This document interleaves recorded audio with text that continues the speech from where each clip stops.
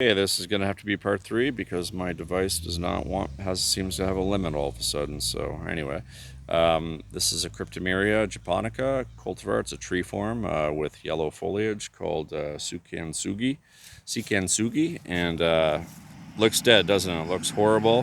Definitely looks horrible. I would never agree with or disagree with that, but it isn't. It's just it's just the awful foliage color that it turns in winter. Believe it or not, it did this last winter. And the way, if you have a coniferous plant that you're concerned if it's dead or not, just grab the foliage like this. If it's really pliable and just bends in every which way, it's perfectly fine. If that was to snap, it means it's dead. And you can even, with the warm weather that's come, you can even see it's starting to revert back to green up here. So it's interesting. It's a horrible looking plant in the winter, but beautiful in the spring and summer and fall. So it'll just come right back, and there's actually no damage on that. I'm going to pause. Here's another Cryptomeria with significant rabbit damage. This is a small version called Zinger, but it was covered in snow, but perfectly okay besides the damage from the rabbit. Let's go over here.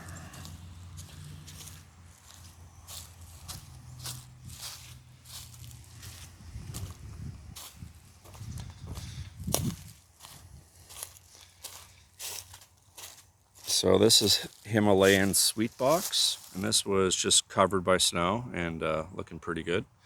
Maybe a little bit of burn on the top, but there's even some flower buds that, if you can see that in the very end, that will open up and give quite a nice fragrance to the garden. So this is great stuff. I love Himalayan Sweet Box. So here's another Himalayan Sweet Box I have that was completely covered by snow and looking great. And look at that, it's an evergreen perennial.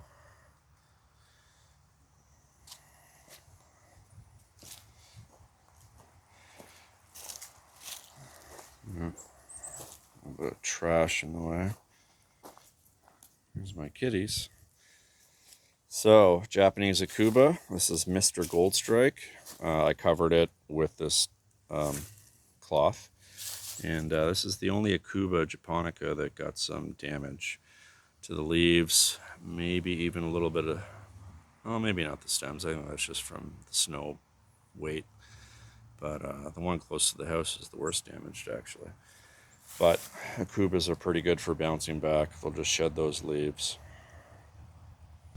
And here's my hardiest of all Akubas, but it's not a Japanese Akuba, it's a Himalayan Akuba, which is easily zone 6A.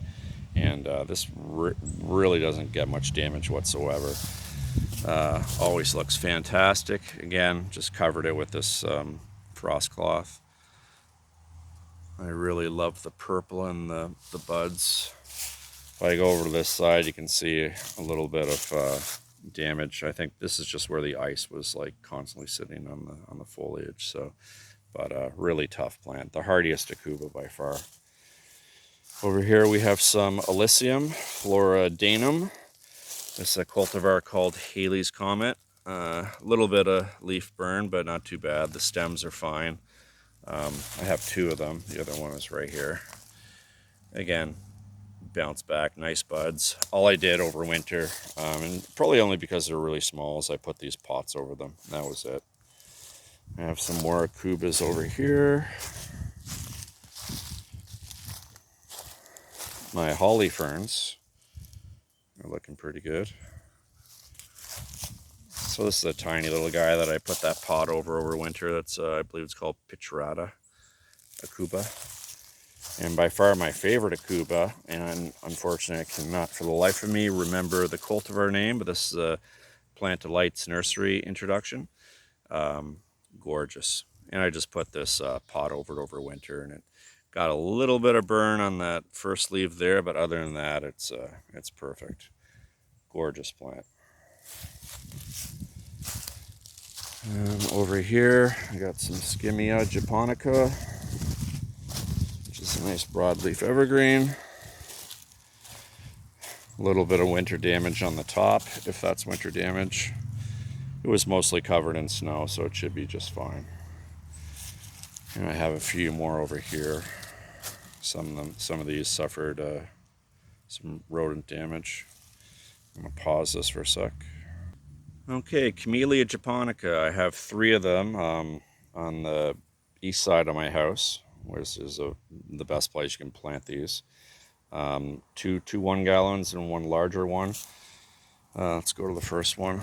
This one did fairly well. It was covered by this pot and is loaded with flower buds that are completely healthy. Very minimal foliage burn.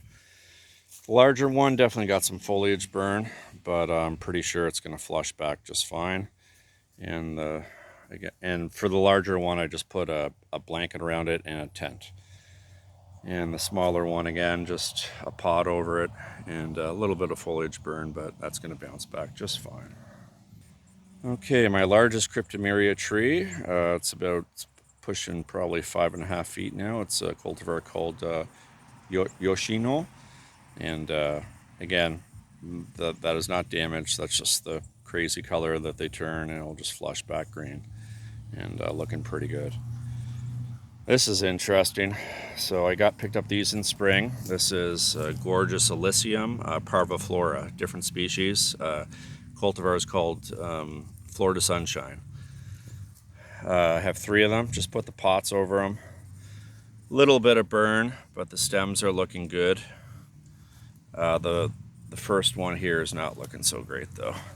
So total foliage burn. I'm really hoping it pulls through, but we'll see. And one more plant if I have time. Arizona cypress. Pretty crispy on the top, no protection whatsoever, green on the bottom. So that's it, guys.